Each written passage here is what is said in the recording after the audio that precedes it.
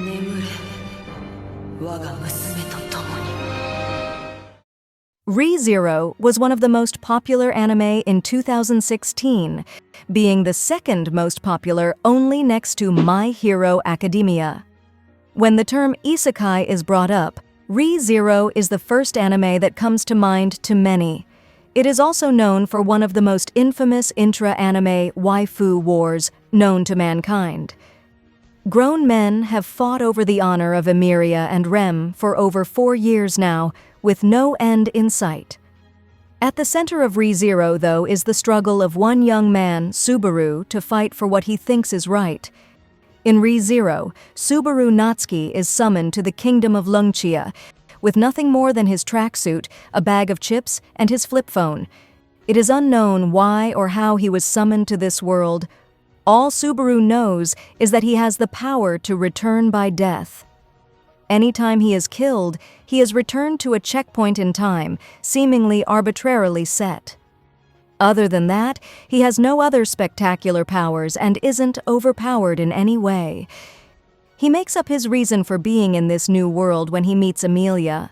Something about her charm and her goodwill makes him, as the kids say, become a simp for her. Most everything he does in this series is for her sake in one way or another.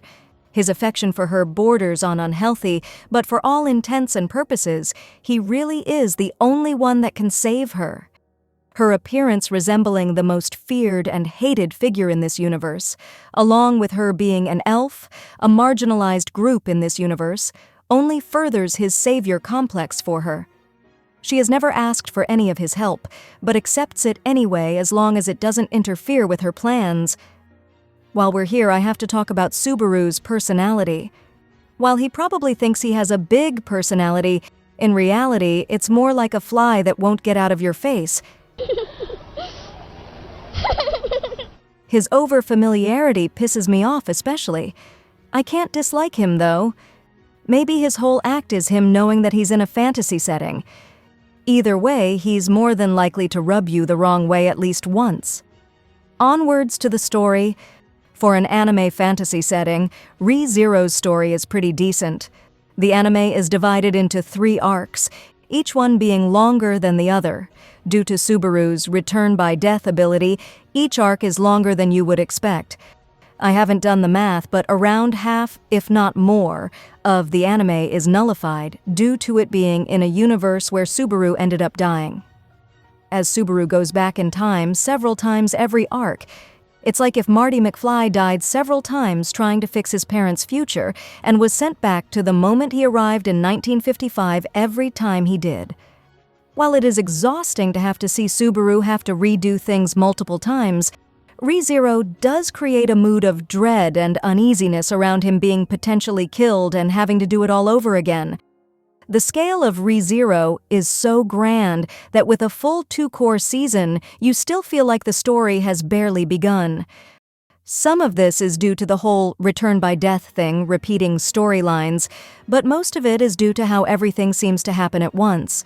While it would seem that the selection of a new ruler of the kingdom would take up most of the plot, it is overshadowed by a terrorist cult plotting to kidnap one of the main characters.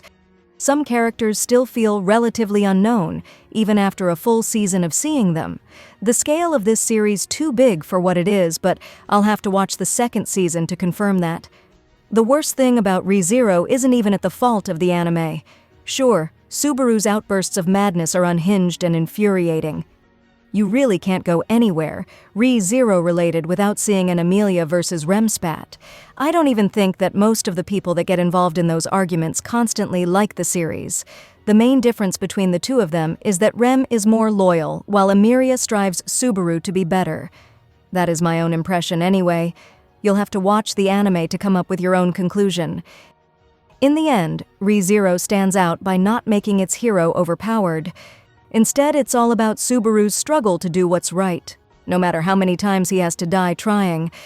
It's a fresh take on the isekai genre that's worth your time. So, what do you think? Have you watched Re:Zero? Let me know your thoughts in the comments below.